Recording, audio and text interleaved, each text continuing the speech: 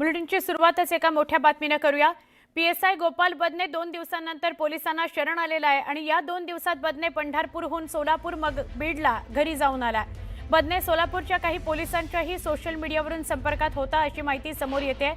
पोलिसांनी बदने कुटुंबियांना तो हजर न झाल्यास नोकरीतून बडतर्फ करणार असल्याची कल्पना दिली होती। यानंतर पीएसआय बदने एका स्थानिक पत्रकाराला कळवून फलटण ग्रामीण पोलीस ठाण्यामध्ये हजर झाला।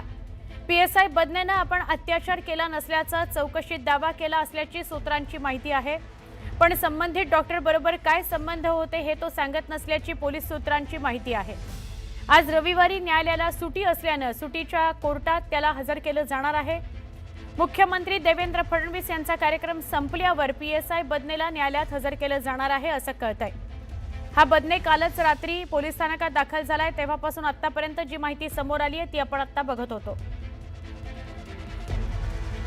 आमचे प्रतिनिधी वैभव सोनवणे आता फलटणला आहेत, त्यांच्याशीच आपण सविस्तर बोलूया। वैभव, वेगवेगळ्या घटनांविषयी घडामोडींविषयी माहिती तर आपण दिलीच, पण काल रात्रीपासून हा बदने पोलिसांकडे आहेत, त्याच्यातून काहीतरी माहिती जी समोर येते, काय सांगाल त्याविषयी? सुवर्ण, काल रात्री जेव्हा तो साधारण 12:30 वाजेच्या सुमारास ग्रामीण पोलीस ठाण्यामध्ये हजर झाला, त्यानंतर तो ग्रामीण पोलिसांकडून त्याला शहरकडे त्याचा ताबा देण्यात आला।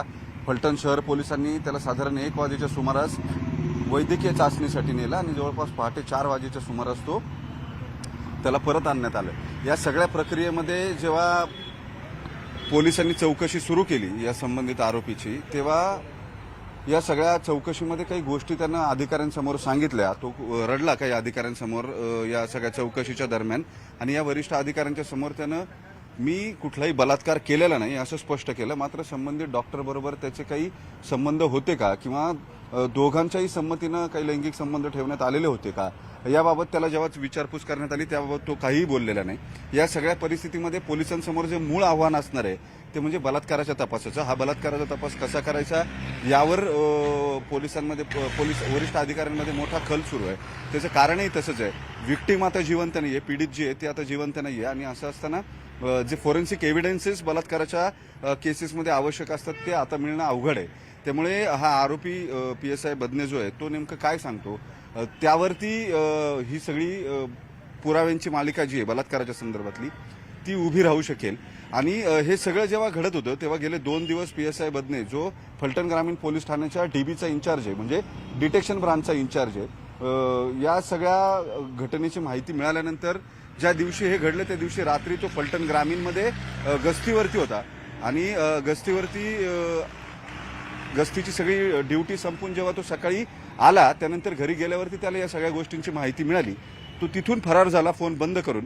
पोलीस कशा पद्धतीने तपास करतात याची पूर्ण माहिती असल्यामुळे त्यांना आधी पंढरपूर गाठलं, फोन बंद केले, त्यानंतर तो सोलापूरला गेला, तिथं काही परिचितांबरोबर तो बोलला आणि त्यासाठी त्यानं तिथल्याच आणखी एका ओळखीच्या व्यक्तीच्या समाज माध्यमांचा उपयोग केला असल्याचं समजतंय, म्हणजे व्हॉट्सअपवरून फोन करणं असेल किंवा काही, आणि त्यानंतर तो बीडला गेला। हे सगळं जेव्हा सुरू होतं तेव्हा सातारा पोलिसांवरती प्रचंड दबाव होता, कारण मुख्यमंत्री थोड्या वेळामध्ये फलटणमध्ये येतील, इथं विविध विकास कामांचं लोकार्पण करण्यासाठी ते येत आहेत।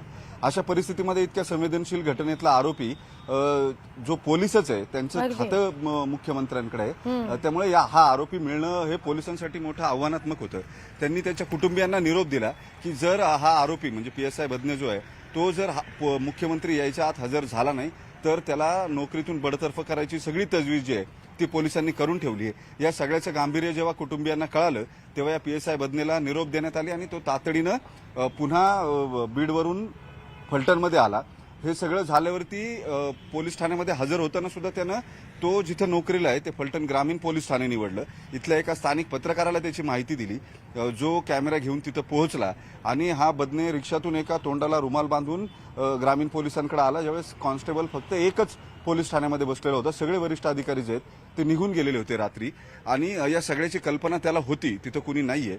त्यामुळे हे जवळपास स्पष्ट आहे की तो जिथं नोकरी करतो त्या ग्रामीण पोलिसांमधले काही पोलीस सुद्धा त्याला माहिती देत होते नेमकं काय सुरू आहे, किंवा त्यांच्या मार्फतीने कदाचित पोलिसांचं कम्युनिकेशन जे आहे ते त्याच्याबरोबर सुरू होतं, त्याला निरोप देणं सुरू होतं। त्यामुळे या सगळ्यामध्ये तो ग्रामीण पोलिसांकडे हजर झाला, ज्याऐवजी तिथं 50 मीटरवर शहर पोलीस ठाणे जिथं गुन्हा दाखल आहे तिथं हजर व्हायला हवं, ही सगळी प्रक्रिया त्याला माहिती आहे। कारण तो पोलीस आहे. असं बरोबर. असताना सुद्धा तो ग्रामीण पोलिसांकडे हजर झाला. मग संबंधित पत्रकारानं एसपीला माहिती दिली. एसपींनी त्याला घेऊन शहर पोलिसांकडे जायला लावला आणि शहर पोलिसांकडे नेल्यानंतर त्याला तिथं अटक दाखवण्यात आली. रात्री 1 वाजता त्याला वैद्यकीय चाचणीला नेण्यात आलं. दरम्यानच्या काळात जे काही इंट्रोगेशन झालं, या इंट्रोगेशनमध्ये त्यानं सुरुवातीला सांगितलेलं हे एकच वाक्य आहे, मी कुठलाही बलात्कार केलेला नाही. आता बलात्कार जरी केलेला नसला तरी कन्सेन्च्युअल सेक्स त्यांच्यामध्ये झालाय का किंवा तशी काही घटना घडली आहे का? जर मुलीनं बलात्काराचा आरोप केलेला आहे तर आरोपी कसं नाही म्हणतो, अशा असंख्य प्रश्न आहेत. आता या प्रश्नांची उत्तरं पोलिसांना शोधायची या बदनीच्या तपासामध्ये. त्याला आज न्यायालयामध्ये हजर केलं जाईल. मात्र आज सुट्टी आहे, रविवार आहे, त्याच्यामुळे न्यायालयाला सुट्टी आहे. सुट्टीच्या कोर्टामध्ये त्याला नेलं जाईल. आता हे सगळं करण्यापूर्वी सगळ्यात मोठा कार्यक्रम मुख्यमंत्रीच इथं येत आहेत फलटणमध्ये. त्यामुळे एकदा त्यांचा दौरा निर्विघ्न पार पडला की मग याची सगळी पुढची वरात जी आहे ती न्यायालयामध्ये असेल किंवा मग चौकशी असेल, ते सगळं करू असं वरिष्ठ अधिकाऱ्यांनी ठरवलं. त्याच्यामुळे साधारण 3:30-4च्या नंतर या बदनेला न्यायालयामध्ये नेलं जाईल आणि त्याच्यानंतर खरी चौकशी जी आहे ती सुरू केली जाईल. या सगळ्यामध्ये एक महत्त्वाची गोष्ट जी असणार आहे ती म्हणजे ही पीडित तरुणी आणि बदने जो आहे यांच्या दोघांमधला तांत्रिक पुरावा जो आहे, एकमेकांशी हे मोबाईलवरून किंवा व्हॉट्सअपवरून किंवा इतर समाज माध्यमातून काय काय बोललेले आहेत, त्याची लोकेशन्स काही कॉमन आहेत का, अशा असंख्य गोष्टींचा पोलिसांना तपास करावा लागेल, जो खटल्याच्या पुराव्यांसाठीचा ब्रिज म्हणून समजला जातो. या सगळ्या गोष्टींचा आता तपास बदने आल्यानंतर या गोष्टी मिळवून टेक्निकल सर्व्हिलन्सच्या त्याच्याकडून त्या व्हेरीफाय करून घेऊन मग हा तपास जो आहे तो पुढे जाईल असं दिसतंय एकूण.